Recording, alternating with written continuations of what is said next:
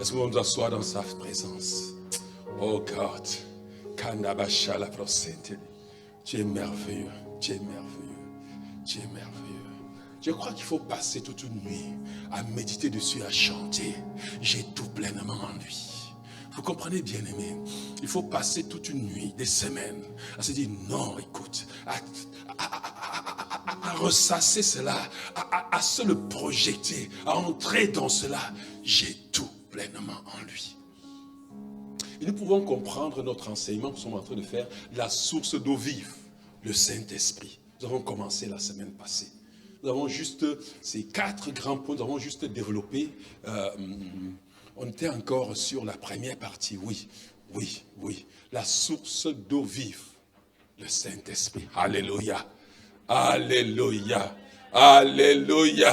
Nous avons choisi 2 textes qui étaient simplement notre texte de base, qui nous permettait de comprendre là où Jésus décrit la source d'eau vive qui va jaillir comme un fleuve et dit qu'il parlait du Saint-Esprit. Alléluia.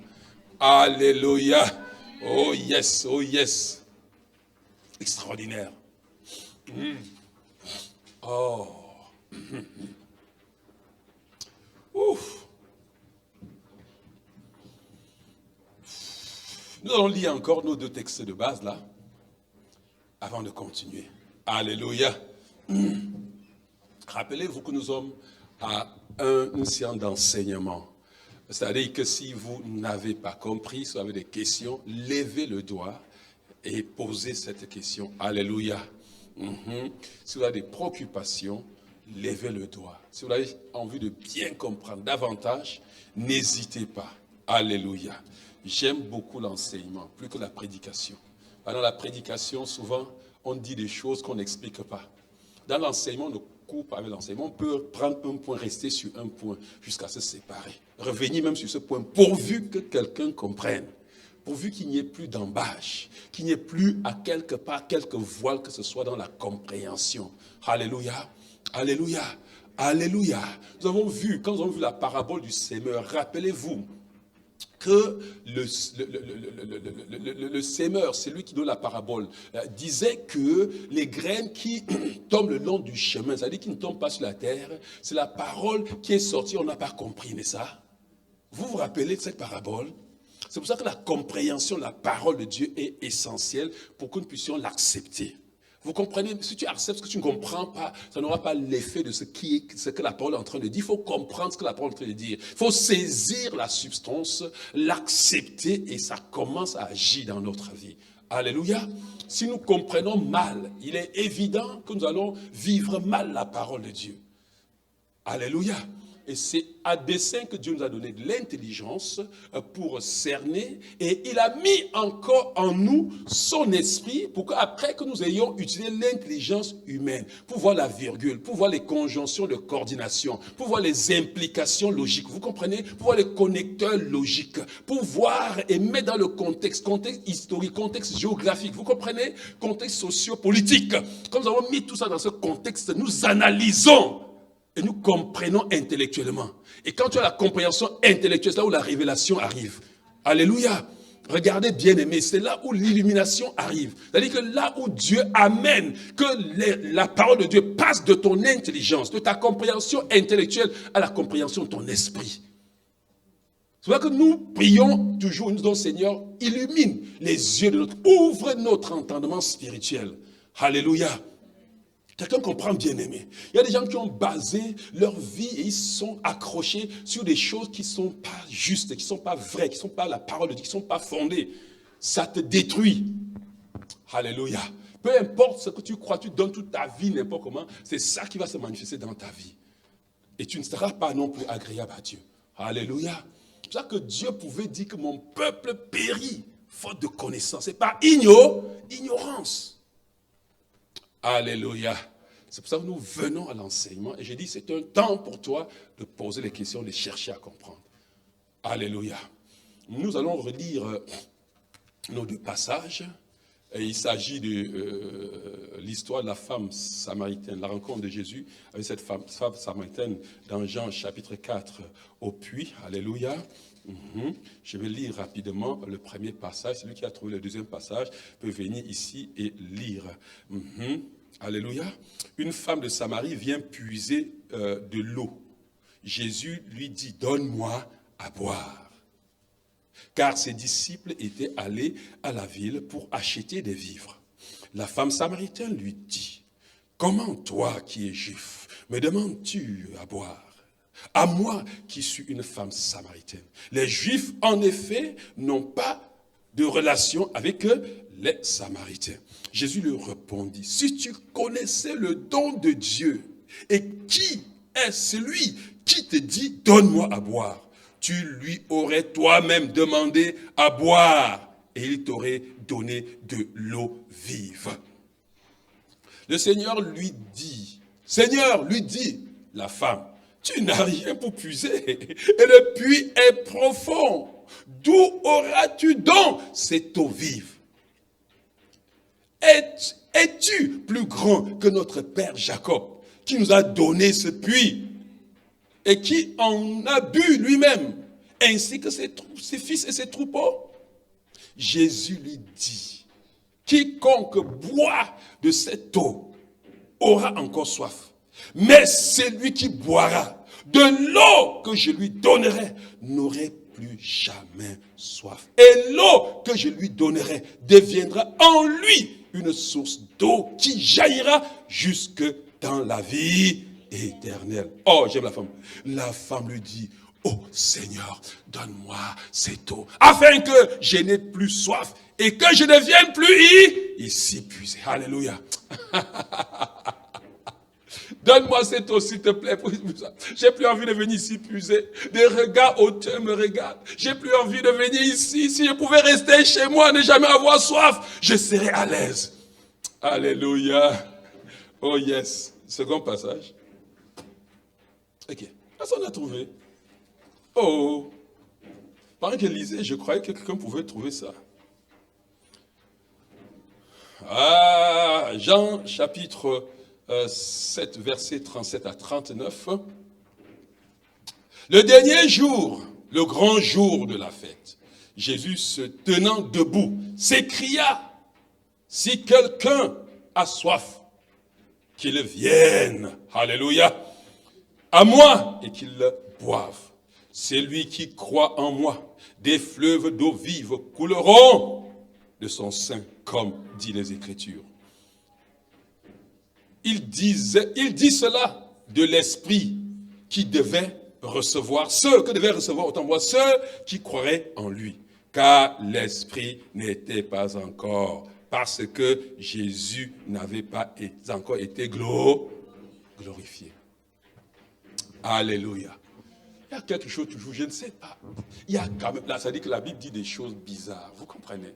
Des choses qui sonnent incompréhensibles, bizarres. Ça dit, regardez, il dit, on disait ça parce que Jésus n'a pas été encore glorifié. Regardez Jésus. Jésus m'amuse. Ça dit, je ne comprends pas ça. Dans Jean chapitre 12, quand il va, même que ce soit chapitre 17, quand l'heure de la mort est proche, quand il va à la croix, il dit, Seigneur, glorifie ton Fils. L'heure est venue, glorifie ton Fils. Et quand il parle de celui qui croit en moi, qui me suivent à la croix, dans Jean chapitre 12, il le dit encore, et ayant parlé, ça dit qu'il parle de ce qu'il va à la croix, et il parle de ce qu'il va être glorifié. Oh! Il dit, chapitre 21, Jean 12, ayant ainsi parlé, Jésus fut troublé dans son esprit. Et il dit expressément, en vérité, je vous le dis, l'un de vous me livrera. Les disciples se regardèrent les uns aux autres et ne sachant de qui il parlait. Un disciple, celui que Jésus aimait, était couché sur son sein, sur le sein de Jésus. Simon-Pierre lui fit signe de demander qui était celui qui allait le trahir. Et quand il parle, il dit, mais ceux qui étaient là, Jésus dit, ceux, l'honoré, le morceau de Jean, pardon, je suis là dans Jean 13, c'est Jean 12, je vous en prie. Jean 12, si on le lit dans le verset, à partir du verset 27, vous comprenez? Et d'abord, celui, il dit au verset 27, celui qui aime sa vie la perdra. Et celui qui est sa vie dans ce monde la conservera pour la vie éternelle. Si quelqu'un me sert, qu'il me suive. Et là où je suis, là aussi sera mon serviteur. Si quelqu'un me sert, le Père l'honorera. Maintenant, mon âme est troublée. Et que dirais-je? Père, délivre-moi de cette heure. Mais ce n'est pas pour cela que je suis venu jusqu'à cette heure. Père, glorifie ton nom. Et une voix se fit entendre dans les ciels. J'ai déjà glorifié et je le glorifierai à tout moment. Regarde, il parle d'aller à la croix. Et chaque fois quand il parle à la croix, d'aller à la croix, il parle à la gloire. Alléluia. C'est que ça me touchait parce qu'on dit que le Saint-Esprit n'était pas encore venu parce qu'il n'était pas encore glorifié.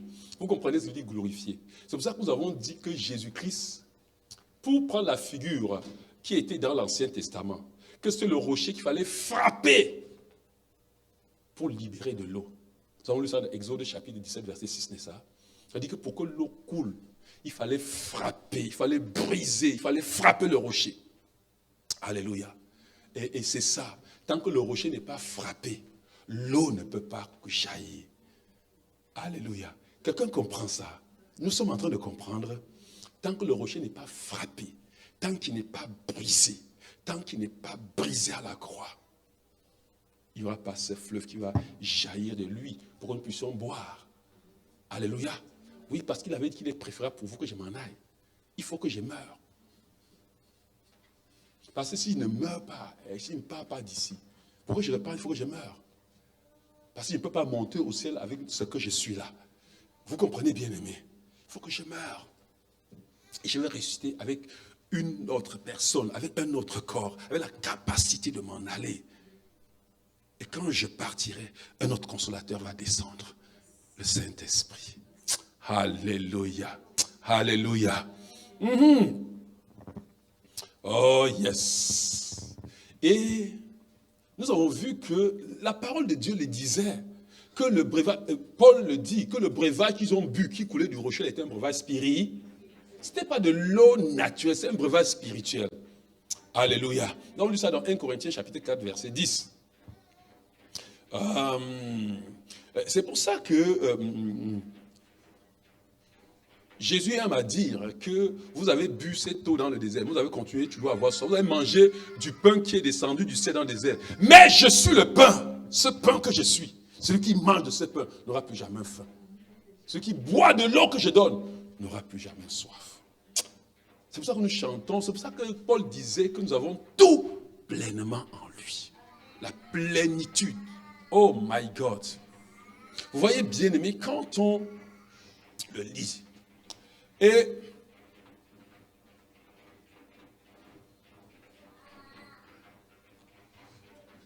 c'est quand même, nous avons dit ça la fois passée, que l'eau là est disponible pour tout le monde.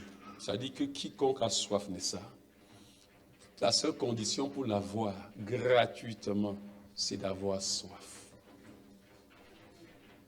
Alléluia. La femme samaritaine, elle qui était exclue, elle-même qui savait qu'il n'y avait rien entre elle et les Juifs. Dieu dit non, si tu as soif, demande simplement. Et cette eau te sera donnée. Cette source est disponible. Quiconque a soif. Et vous savez, on ne boit qu'à la dimension de sa soif. On ne boit que si l'on a soif. Vous comprenez bien, mais c'est pour ça qu'on peut bien venir à la source et rentrer sans boire. Nous, on veut l'aller, on a la source, on ne buvait pas. C'est quand on a soif qu'on boit. Et plus on a soif, plus on boit. Plus on boit, plus on boit. Alléluia. Est-ce qu'il y a quelqu'un qui a soif ce soir? Quelqu'un a soif. Alléluia. Mhm. Et nous avons dit que, nous avons clôturé en disant que le Saint-Esprit, donc, était la source d'eau vive, intarissable. Un don du Père, n'est-ce pas? Un don du Père. Un don, ça veut dire qu'on ne mérite pas. Oh, c'est un don. Dieu, je suis venu mourir pour nous purifier, pour nous laver, pour nous rendre capables d'être l'habitation du Saint-Esprit. Vous comprenez? Parce qu'en tant que Saint-Esprit, il ne peut vivre que là où c'est saint. Alléluia. Oui. C'est pour ça que Jésus est venu nous sanctifier, porter toute la condamnation qu'on avait, pour que nous devenions des personnes saintes, afin que le Saint-Esprit puisse habiter. Vous voyez, c'est pour ça, je me rappelle, j'ai lu un livre, et puis on a fait une discussion sur ça quand j'étais en faculté de théologie, avec mon professeur de théologie systématique, qui défendait avec un autre auteur que les gens de l'Ancien Testament étaient l'habitation du Saint-Esprit. J'ai dit, je les ai démontrés, et j'aime beaucoup les débats intellectuels. Parce qu'intellectuellement, avec les Écritures, tu convaincs, eux-mêmes, ils s'alignent. Et à la fin, nous avons dit que dans l'Ancien Testament, nous étions l'habitation du Saint-Esprit, veut dire que la mort de Jésus sur la croix n'a pas de sens. Eux, ils se disaient ceci. Voilà le passage sur lequel ils se basaient. Alléluia. Je veux mettre en exergue l'œuvre de Jésus-Christ. Je veux mettre en exergue le fait que c'est un don. Et c'est un don. Nous avons dit que ce qui est gratuit n'est pas forcément qu'on n'a pas payé pour ça. Quelqu'un a payé pour ça. Quelqu'un, vous comprenez bien aimé? Oui, il a payé chèrement pour nous amener à ce rang des saints. Vous comprenez bien aimé? Parce qu'il a pris toutes nos fautes. Il a pris toute notre condamnation. Sur lui, vous comprenez bien aimé? Il nous a donné toute sa justice. J'espère que le Saint-Esprit peut venir habiter en nous. Vous voyez, dans le psaume 51, quand David prie, n'est-ce pas? Il dit, ne me retire pas ton esprit, n'est-ce pas? Vous connaissez le psaume 51? Psaume 51, là où David pleure son péché. Vous comprenez? Il dit, ne me retire pas ton esprit. Alors, ils ont dit que s'il dit que ne me retire pas ton esprit, ça veut dire que l'Esprit de Dieu habitait en lui. Vous comprenez? Alors, et moi, je dis, le Seigneur Dieu est formidable. Je me suis levé et j'ai crié, ne retire pas ma veste, ne retire pas ma veste. Puis je lui ai demandé, ça veut dire que la veste est en moi? Et c'est là où ça a coupé les choses. Alléluia. Gédéon était revêtu du Saint-Esprit. En anglais, Claudette, habillé du Saint-Esprit. Mais il n'était pas l'habitation. Nous sommes dans une saison merveilleuse où Dieu est venu tabernacler, habiter en toi et en moi par son Esprit. Alléluia. Frère bien-aimé, quand nous entendons tout cela, et que Jésus dise que celui qui boit de cette eau n'aura plus jamais soif.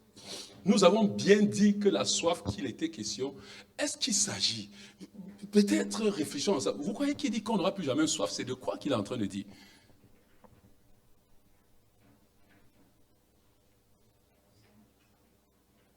Oui, ça dit quand il veut dire, qu'est-ce qu'il veut dire par nous n'aurons plus jamais soif? Celui qui boit cette eau n'aura plus jamais soif. Pardon? Oui, qu'est-ce qu'il veut dire par ceux qui reçoivent le Saint-Esprit n'auront plus jamais soif? C'est ça que je suis en train de dire. Ah oui?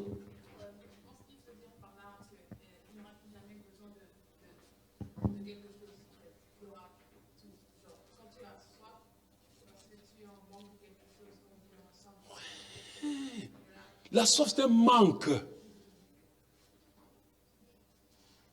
La soif, c'est un manque. Il dit que celui qui boit de cette eau n'aura plus jamais soif. C'est-à-dire qu'il n'aura plus de manquement dans sa vie.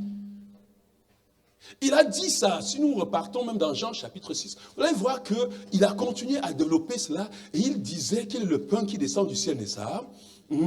Et quiconque mange de ce pain, il dit, verset 31 de Jean,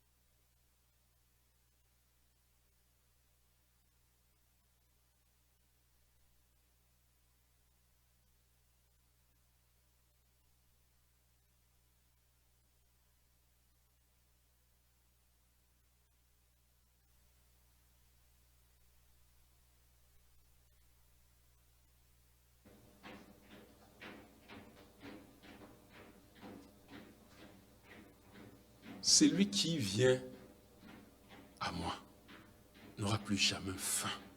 Celui qui croit en moi n'aura plus. Je vois ça, attends, je viens. Il ne dit même pas, regardez, il ne dit pas n'aura plus faim. Jamais! Jamais! Celui qui croit en moi n'aura plus jamais soif. S'il n'a pas mis jamais dessus, cela m'aurait beaucoup réconforté. Mais il dit à jamais.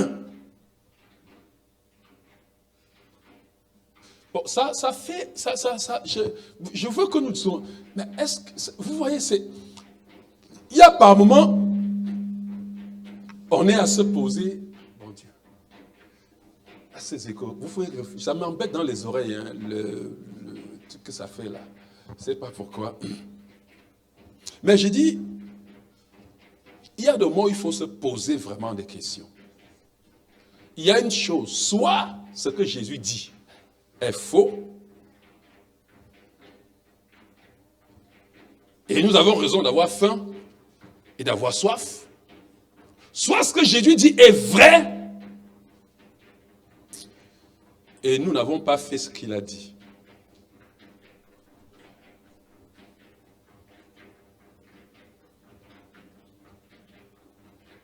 Dis-moi, c'est vrai ou c'est faux ce que Jésus dit? Hein? Oui, c'est vrai ou c'est faux?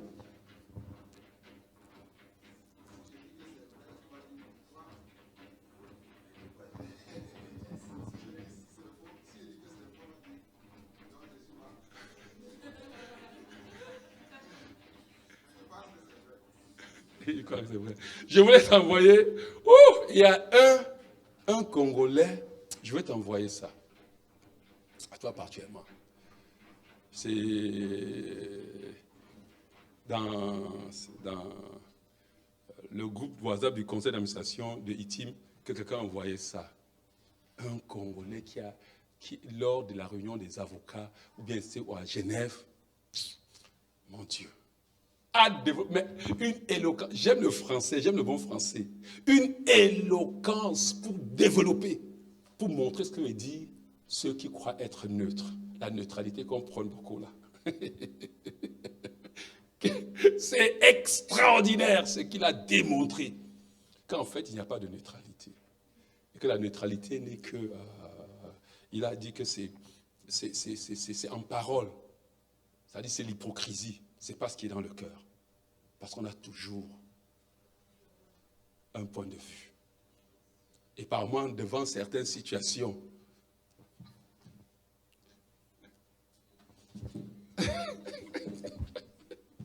il a développé ça. Dans le passé, dans le monde, on prend beaucoup la neutralité pour la peine, ça. Il n'y a pas de neutralité.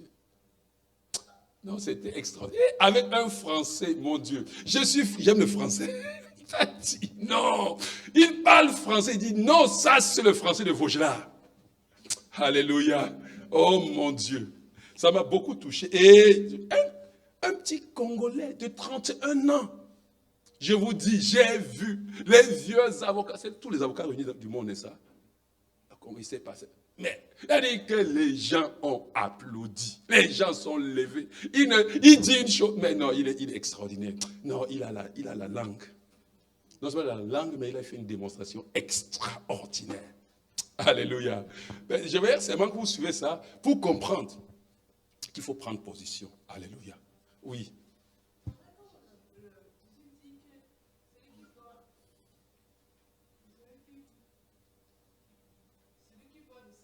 Oui, c'est vrai. Viens poser au micro.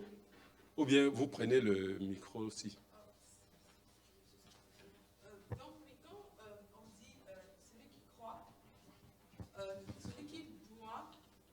Laisse, pardon, s'il te plaît. C'est ça qui fait mou dans mes oreilles. Quand la Bible dit que celui qui boit de cette eau n'aura plus jamais ça, mais qu'est-ce qu'il veut dire par boire? C'est parce que l'eau, j'imagine, c'est le Saint-Esprit. Mais qu'est-ce qu'il veut dire par boire? Parce qu'en fait, s'il dit être rempli du Saint-Esprit, ça veut dire que nous, quand on croit, on ressent le Saint-Esprit en nous. Donc, on aurait pu avoir soif. Mais on a toujours soif.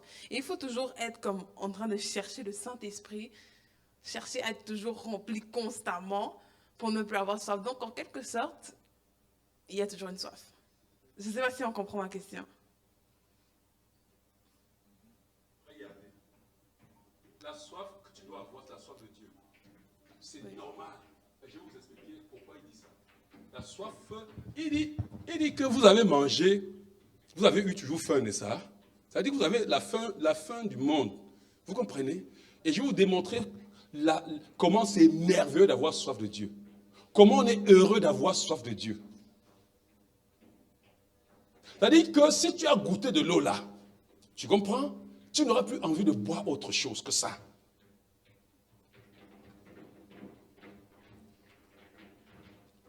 Ce ne sera pas... En fait, ce qu'il est en train de dire ici, et si vous voyez, si je prends par exemple le contexte dans lequel il a dit ça ici, c'est que Jésus avait fait des miracles, il a multiplié les pains. Vous comprenez? Et après, il est parti, il a traversé le lac de Génézareth, le Galilée, il allait de l'autre côté. Les gens l'ont cherché. Une foule l'a cherché. Cherché. Je voulais lire ça. Oh, regardez. Je veux lire avec vous. Vous voyez, c'est que quand on ne lit pas le contexte, on n'arrive pas à bien comprendre. Elle dit, les gens, je suis en train de lire à partir du verset 24, les gens de la foule ayant vu que ni Jésus ni les disciples n'étaient pas là, montaient eux-mêmes dans des barques et allaient à Capernaum à la recherche de Jésus. Et l'ayant trouvé au-delà de la mer, il dit, Rabbi, quand es-tu venu ici? Jésus lui a répondu, en vérité, je vous le dis, vous me cherchez non pas parce que vous avez vu le miracle, mais parce que vous avez mangé des pains et que vous avez été rassasiés. Travaillez non pour la nourriture qui périt, mais pour celle qui subsiste pour la vie éternelle. Et que le Fils de l'homme vous donnera. Car c'est lui que le Père, que Dieu lui-même a marqué de son sceau. Vous comprenez? Et il leur dit, que devons-nous faire pour accomplir les œuvres de Dieu? Jésus leur répondit. C'est là où l'addition commence. C'est que les gars ont mangé le pain. Dieu dit, vous ne venez pas ici. Vous me faites prêcher autre chose. Et c'est vrai, vous ne venez pas, vous ne pas chercher. Ce n'est pas moi que vous cherchez. Vous comprenez ce que je veux dire? Ce n'est pas le miraculeux, ce n'est pas le miracle, ce n'est pas moi qui suis le miracle devant vous là, que vous cherchez. C'est le pain, parce que vous avez mangé du pain. Il dit, travaillez pour la nourriture qui subsiste. C'est-à-dire que ne sors pas le matin, tu cours, tu es en train d'aller au boulot pour chercher, tu ne travailles que pour le pain. Ça ne subsiste pas. Ça te rassasie pour un temps et tu as encore faim. Il dit que mais vos pères manger ce pain dans le désert, ils ont continué à avoir faim. Travaillez. Mais les gens ne travaillent pas pour la nourriture qui subsiste. C'est de ça qu'il est question. Non, mais entre nous, regarde, dites-moi, regarde, fais la comparaison du temps que tu travailles pour les choses qui vont passer. Éphémère, le temps que tu travailles pour la nourriture qui est éternelle, qui subsiste. C'est-à-dire que tu manges et puis ça reste éternellement en toi, n'est-ce pas? Vous comprenez? Je pourrais que je suis dans le contexte, tu comprends très bien de quoi il est en train de dire. Dès que vous me cherchez, ce n'est pas parce que vous voulez m'avoir. Beaucoup de gens ne viennent pas à l'église ou bien pour chercher Jésus, ils viennent chercher la bénédiction. Qui en réalité ne satisfait pas. C'est comme quelqu'un vient, au lieu de chercher la poule qui donne les œufs, il cherche les œufs. On lui prend la poule pour avoir les œufs tout le temps. C'est ce qu'il dit. Donc, si tu es dans le contexte, ça nous permet de bien comprendre pourquoi il a dit ça. Et c'est vrai. Non, la marche avec Dieu, c'est une question de le chercher, de venir à lui. Vous tous qui avez soif, n'est-ce pas? Et venez acheter sans argent. Sans argent, ne va pas chercher l'argent, cherche-le. Et tu vas acheter sans argent. Je vais vous dire une chose. Je ne sais pas si on peut arriver à que les gens comprennent ça.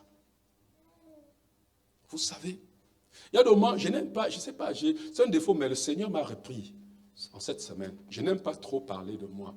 Pourtant, je devais parler pour que vous voyez de quoi je parle dans ma vie.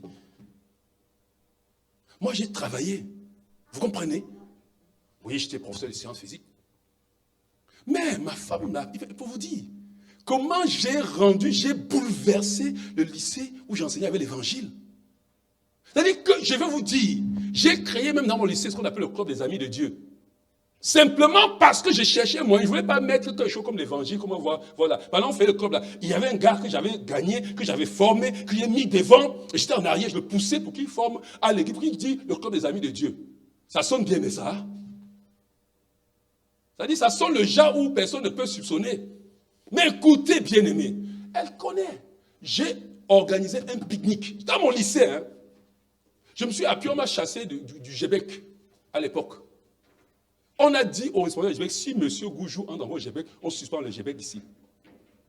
J'ai organisé un pique-nique au palais de congrès. Nous avons cotisé pour louer les bus qui portaient les gens à la pause centrale pour aller au palais de congrès. Un pique-nique de samedi. Mon église à l'époque a vu, mon zèle lui a donné le piano. J'ai pris les musiciens, tout. On a passé toute une journée. Mon Dieu, c'était rempli de monde. Toute la journée, les enfants ont cru. On a partagé dans le groupe, on les a... Et je vous dis, des années après, les gens m'écrivaient pour dire, monsieur, je vous écris parce que j'avais cru au pique-nique là, voici ce que ma vie est. Mais attendez, j'allais au lycée, ce n'était pas pour chercher l'argent. Quelqu'un comprend ce que je veux dire? Mais j'ai créé à côté du lycée, j'ai demandé la maison pour créer quand on m'avait refusé de faire les réunions au lycée, j'ai demandé une maison hors du campus, à côté du lycée, là où j'étais mis en réunion avec les élèves. On ne dit pas qu'il ne faut pas aller au travail. Quel est ton but pour aller au travail? C'est pour chercher l'argent? Ou bien c'est un pont pour gagner les gens qui sont là-bas? Quelqu'un comprend ce qu'on te dit? Travailler pour Jésus? Non, ça n'a pas de sens. Vous comprenez bien, aimé?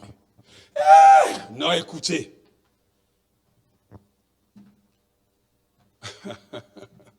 C'est pas étonnant que finalement j'ai laissé. C'est-à-dire que finalement, quand il y avait trop de trucs, un moment, pendant que j'étais toujours allé pour séminaire à Gaï, ici, séminaire là-bas, j'allais, ce qui m'a fait déposer la crèche, que j'étais un jour à Balmayo en train d'enseigner à la faculté des assemblées de Dieu. Je donnais un cours là-bas. Et mon proviseur m'a appelé. Parce qu'il y avait le désordre, il y avait le bavard. Ma classe était vide. Parce que le stagiaire, à un moment, j'ai fait même comment? J'ai pris mes stagiaires, comme il y a les professeurs stagiaires, n'est-ce pas? J'ai pris mes stagiaires qui faisaient mes cours et je les payais. De mon salaire, je les payais. Et mon proviseur était content avec moi comme ça parce qu'il ne voulait même pas que je parte. Je dis non, monsieur, je ne pars pas. Non, non, aussi longtemps que des cours sont donnés, on ne veut pas savoir si tu es là ou pas. Alléluia. Je donne ça, vous comprenez ce que veut dire. Vous me cherchez pour le pain. Comment est-ce qu'on peut... on peut travailler. Mais écoute bien, aimé. Ouais, comment je vous dis ça? Mon proviseur savait, on ne peut pas mettre une réunion du travail. Si vous le mettez samedi,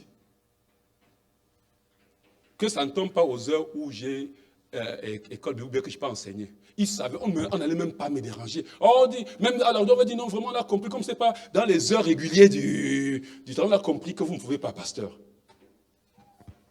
What? Quelqu'un comprend ce que nous sommes en train de dire? Je vous en prie. Soyons enflammés pour Dieu. Alléluia. Frère bien-aimé, il y a des moments quand je reste et je me retrouve, parce qu'il y a des moments, ce n'est pas qu'on a mérité, vous comprenez? Mais en réalité, quand je reste et je me trouve, j'ai dit, la mission de l'Évangile a plus de 800 pasteurs quand j'ai parti du pays. Si Dieu, parmi les 800 pasteurs, m'a choisi pour me donner la grâce de venir commencer l'œuvre ici, c'est que Dieu a vu que j'étais capable et que mon cœur était disposé pour ça. Quelqu'un comprend ça, dit bien aimé. Je répondais pour que ma fille comprenne bien, Priscille, que tu comprennes bien.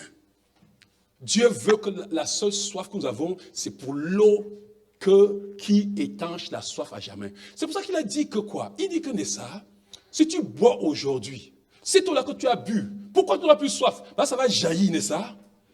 Quelqu'un comprend? C'est de l'eau que tu bois, ça devient en toi une source qui, premièrement, doit jaillir et après va devenir un fleuve. Jaillir veut dire simplement, voilà, revenons encore sur pour comprendre. Jaillir, on a parlé de ça, jaillir. Et nous avons vu, quand Dieu prend la figure des choses, quand on prend la figure du feu pour le Saint-Esprit, c'est que le feu opère comme le Saint-Esprit opère comme le feu. C'est-à-dire le feu fait ce que le Saint-Esprit fait, n'est-ce pas? C'est pour ça qu'on prend ça. Quand on peut étudier, je crois, dans le manuel de cours fondamental, j'ai fait ce parallèle, j'ai étudié ça pour vous. Le Saint-Esprit comme l'eau, comme le feu, comme la source. Vous comprenez? Vous comprenez? La source, ça veut dire, en réalité, que la source jaillit. Nous avons vu que tu peux avoir une source, n'est-ce pas? Elle ne jaillit pas, n'est-ce pas? Vous comprenez? Ça dit que tu auras toujours soif. Ça dit quand ça ne jaillit pas, toi qui portes la source, tu seras desséché. Quelqu'un comprend ce que je veux dire? Rien ne va pousser, les plantes ne vont pas réussir à pousser sur toi. Vous comprenez? Oui, mais quand la source jaillit, celui qui porte la source, ça dit que le lieu qui porte la source, frère, les herbes sont fraîches à cet endroit-là. Enfin, il y a la fraîcheur. Il y a la vie. Quelqu'un comprend? Oui, il y a la productivité. Nous avons vu que première des choses, c'est ce que nous dit là. Quand il y a la source sur un endroit, quand tu pars là-bas, tu peux voir. Il y a des moments, l'endroit peut être un peu humide. Vous comprenez? Par moment, il y a des signes. Les gens qui cherchent les eaux connaissent, hein, ils ont même les trucs pour chercher les sources. Ils appareils pour chercher les sources. Les villageois là, savent frapper la terre comme ça. Et s'il y a l'eau juste en dessous, là, ils savent qu'ici, il y a la source. La manière dont ça résonne. Et dès qu'ils tâtent comme ça, ils sentent qu'il y a le temps. Paf, un seul petit coup de houle là. Ou de tout là, pif. Tu vois, ça commence à tit. Je vous ai dit comment nous avons découvert qu'il y avait une source dans notre champ, n'est-ce pas? Nous venus, on a frappé la terre un peu. Tu ne frappes pas le rocher. Nous avons dit que nous avons vu que les chrétiens sont les rochers qui sont taillés dans le grand rocher, n'est-ce pas? Nous avons dit ça, n'est-ce pas? Ésaïe 51, verset 1, n'est-ce pas? Nous avons été taillés du rocher. Donc nous sommes le même rocher qui fait couler de l'eau. Mais il faut permettre que ce rocher soit frappé. Alléluia. Est-ce que quelqu'un me comprend? Est-ce clair? C'est très clair, ça se comprend bien. Hein?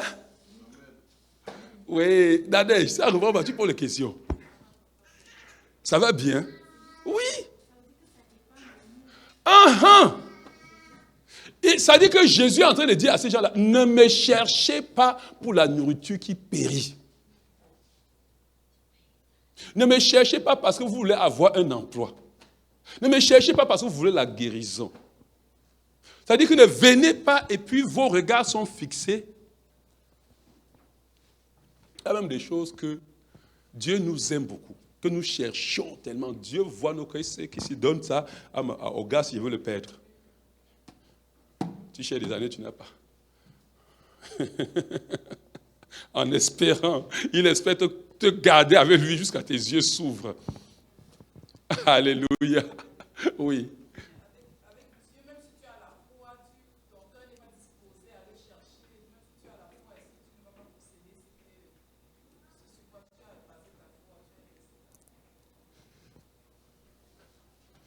Tu vas, regarde, tu vas posséder ces choses. Tu peux exposer certains trucs, n'est-ce pas? Mais qui te donnent encore plus de troubles. Vous comprenez ce que je dis? C'est-à-dire qu'il fera toujours que tu ailles de déception, de trouble en trouble. Avec même ce que tu as eu là. Non pas qu'il ne t'aime pas. Mais c'est une manière, on peut le lire dans Osée, n'est-ce pas?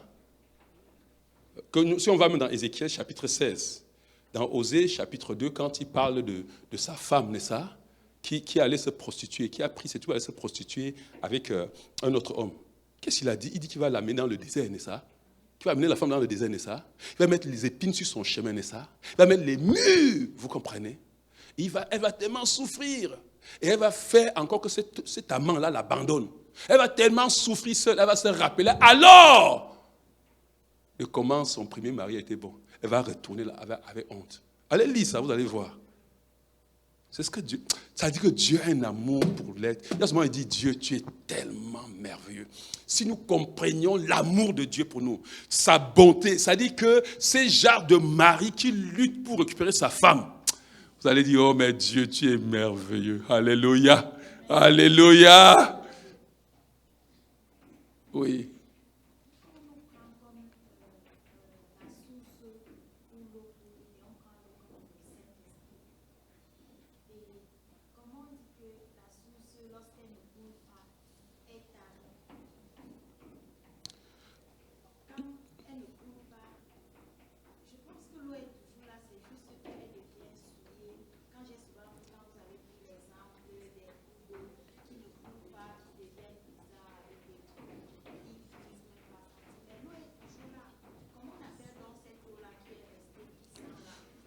Ça peut rester senti, ça se bouche. Complètement, tu n'as plus rien. Ça veut dire que quoi? Ça ne veut pas dire, ça veut dire que quoi? Il n'y a même plus un tout petit jaillissement. C'est pour ça que je vais vous dire, n'est-ce pas? L'apôtre Paul dans Thessaloniciens chapitre 5, n'est-ce pas? Vers le verset, je crois, c'est entre 17 et 21, il dit, n'éteignez pas l'esprit. C'est-à-dire que maintenant, je vais prendre un autre sens, vous comprenez. On compare aussi le Saint-Esprit à la lumière, n'est-ce pas? C'est-à-dire que c'est le chandelier qui porte la lumière, n'est-ce pas? De Dieu, n'est-ce pas? Il dit que tu peux éteindre. C'est-à-dire que tu peux empêcher la lumière de se manifester, de briller. Ta lumière va faiblir, jusqu'à ce que tu n'auras plus, c'est-à-dire que ta présence, de passage, tu seras toi-même, tu ne seras pas éclairé. Toi-même, c'est-à-dire tu vas marcher dans les ténèbres, et toi-même, tu ne seras plus une lumière pour les autres. Je pense en prenant comme la lumière, tu comprends très bien maintenant. Oui. Ça dit que c'est très important de comprendre toutes les variances, la manière dont le Saint-Esprit, ça dit que les métaphores qui sont utilisées pour montrer comment le Saint-Esprit agit. Vous comprenez? Nous sommes le porteur, la source. Nous sommes l'endroit où la source vient. Le Saint-Esprit, c'est lui qui est la source, ce n'est pas nous. Vous comprenez? Il vient en nous. Mais maintenant, nous qui portons la source, c'est nous qui donnons. Nous sommes comme la petite terre, là. Le rocher, tu ne comprends pas ça? Oui, qui doit se casser pour laisser que la source jaille. Mais nous ne voulons pas nous casser, de ça qu'il est question. Nous ne voulons pas être brisés. C'est-à-dire, je vais t'expliquer bien. Nous ne voulons pas abandonner notre volonté. Nous ne voulons pas abandonner nos propres intérêts. Nous ne voulons pas abandonner notre compréhension pour entrer dans sa compréhension, pour entrer dans sa volonté. Vous comprenez? Pour laisser qu'il coule. Nous allons revenir encore un peu sur le message que nous sommes en train de prêcher, même dimanche. C'est un peu comme ça que j'aime faire. C'est-à-dire que j'aime l'enseignement en parallèle avec la prédication, pour que ça fasse un effet profond dans ta vie. Et je vous dis, bien-aimés, si vous écoutez ce que nous sommes en train de dire, et même ceux qui vont nous suivre après, si tu suis ce qu'on est en train de dire et tu mets en pratique, tu vas voir ta vie se transformer. Vous comprenez bien, mais tu vas ressentir une paix, une joie. Écoutez, c'est vrai que rien sur la terre ne peut te donner une paix, un épanouissement que tout l'argent du monde ne peut pas te donner. Je vous dis, c'est parce que les gens ne savent même pas que c'est vrai. Mais vous croyez que quelqu'un sait que ma source d'épanouissement, c'est ça, la personne ne va pas se mettre à ça. Dans ma prière, chaque fois que Dieu ouvre notre compréhension, nous comprenons que nous puissions saisir et comprendre ça. Il faut développer une passion. Ce n'est pas possible. C'est-à-dire, il y a des choses à un moment, et j'ai dit, j'ai été tellement trop bouleversé. Je crois qu'il y a des choses que, par moi, quand j'entre dans une autre dimension, le Seigneur dit, j'écris même en tremblant, il y a certains, toujours, quand je vais dans les retraites, c'est comme ça, je ne fais pas avec mon cahier. Et puis, je lisais même encore les choses que le Seigneur avait dit depuis. Je dis, mais Seigneur, oui, bien aimé. C'est vrai. Il faut prendre du temps, il faut chercher. Alléluia. Il faut entrer dans cette communion. Donc, nous avons vu que pour que cette eau-là jaillisse, nous avons dit ça la fois passée, il faut qu'on frappe le rocher, vous comprenez? Et il faut que, nous avons vu qu'une source doit être, regardez encore, nous avons dit ça la fois passée, c'est là où c'est pertinent. Et là, on va chuter pour prier. Je voudrais que nous prions ce soir.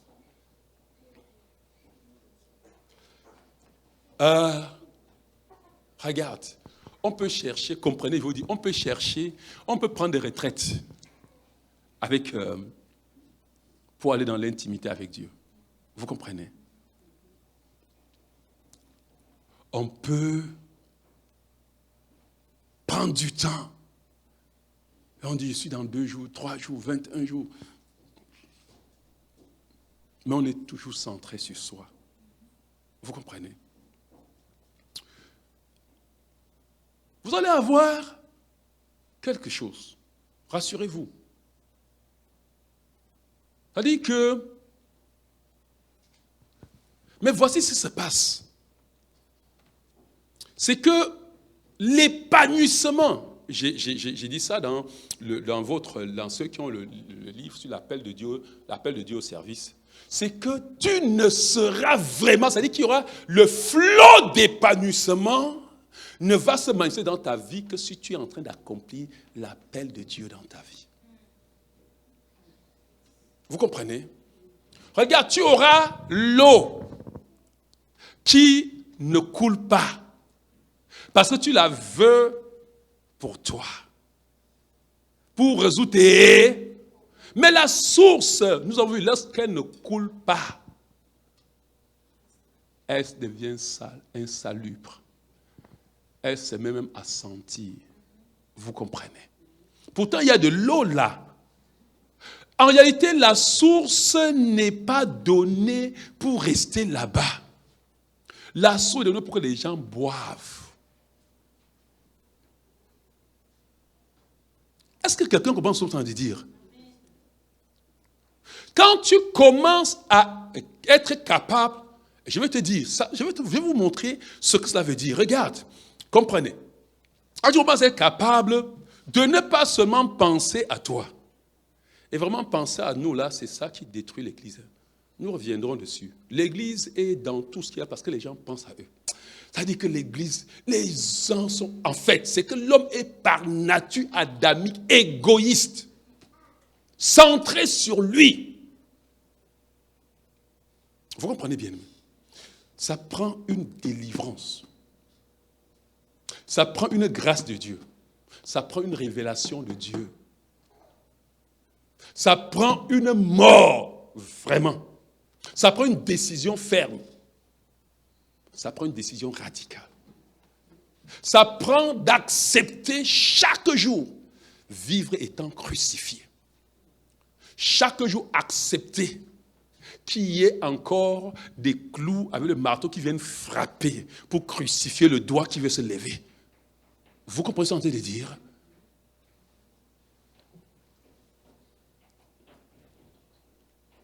Alléluia. Donc c'est important si tu veux que ta source jaillit. Ouvre ta source à ce qu'on puisse la boire. Quelqu'un comprend ce que je dis, bien-aimé? C'est-à-dire que plus ta vision, ta pensée d'accepter, vous voyez, d'intégrer les personnes à boire à ta source sera grande, plus la source va couler. Vous comprenez? Oui, bien-aimé, si tu vois, si ta pensée, tu vois, il y a des gens même qui n'arrivent pas, tu vois ta femme et tes enfants, il y a des gens même qui ne voient même pas. Parce que quand, il faut, vous voyez, je vais vous dire une chose. À demain, on croit qu'on voit sa famille et tout.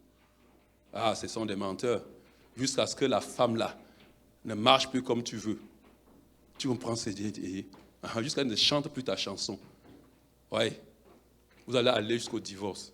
Parce que tu ne voyais rien. C'est un petit menteur. C'est-à-dire que c'est un profiteur. Vous comprenez? Oui. Il va botter cette femme-là. Il va casser cette femme-là simplement parce que ce sont des choses qui vous montrent. Pour que vous voyez si en réalité. Parce que c'est tellement subtil qu'on ne peut pas se rendre compte. Est-ce que vraiment ce n'est pas pour nous?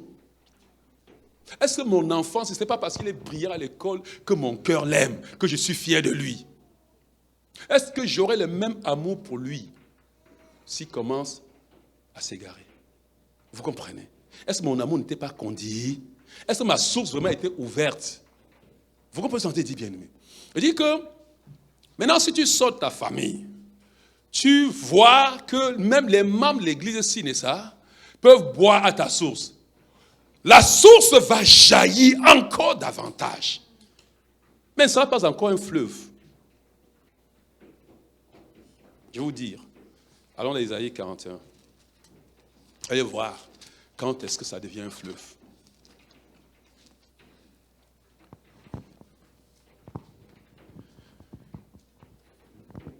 Isaïe 41, nous allons lire versets 17 et 18. Quelqu'un?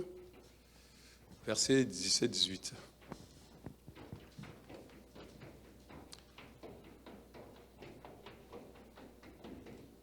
Les malheureux et les indigents cherchent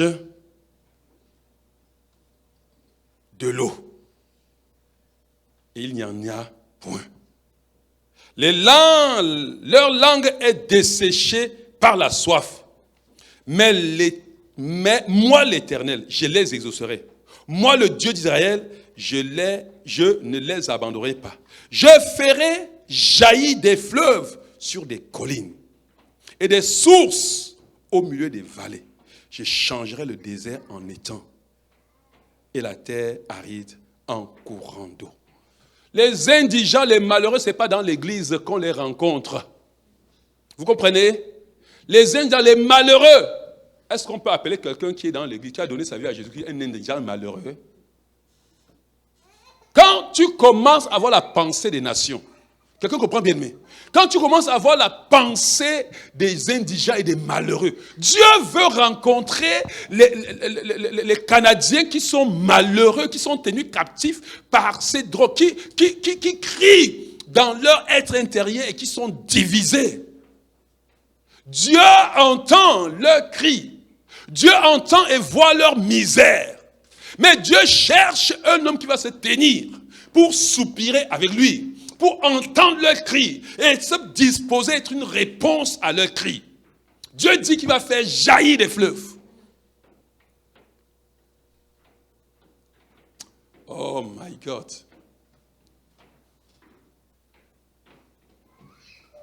Si ton cœur commence à souffrir, si ton cœur commence à se remplir de compassion pour cette nation, pour ton quartier, si tu entres dans une épicerie, dans un supermarché, et ça prend quelque chose, et ça on va s'arrêter pour prier. Regardez bien, aimés, ça prend que nous puissions voir les hommes là, non pas avec nos yeux humains, mais avec les yeux de Dieu. Quelqu'un comprend ça? Dieu souffre. Dieu n'a pas créé l'homme pour qu'il aille en enfer. Quelqu'un comprend, bien aimé? Non. Non. Ne soyons pas trop confortables. Levons les yeux. Le problème est que, par moments, quand nous levons les yeux, nous, on est tellement...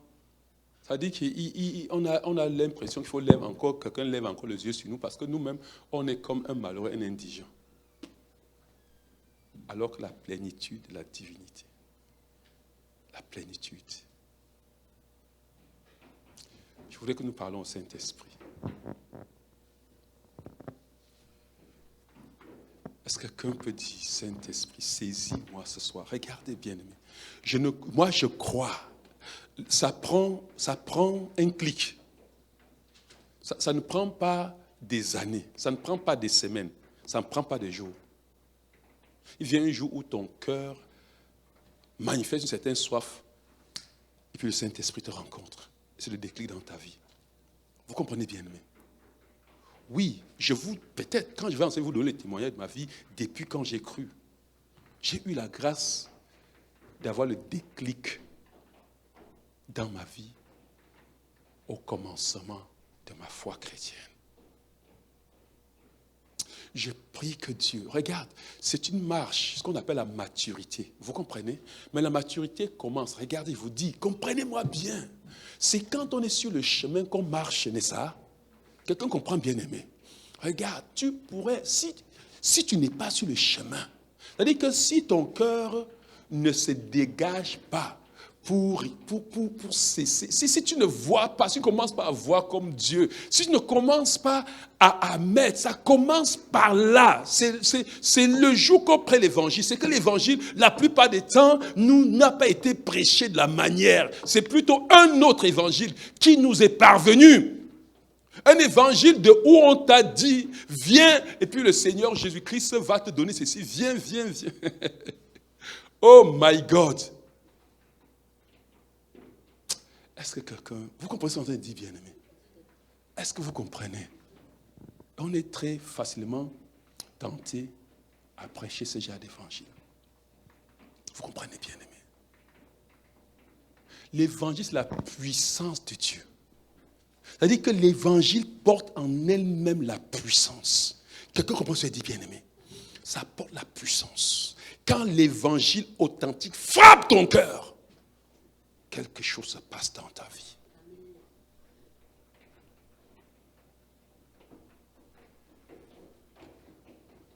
Est-ce que quelqu'un peut prier et dire, Seigneur, Saint-Esprit, Saint-Esprit, ouvre mes yeux.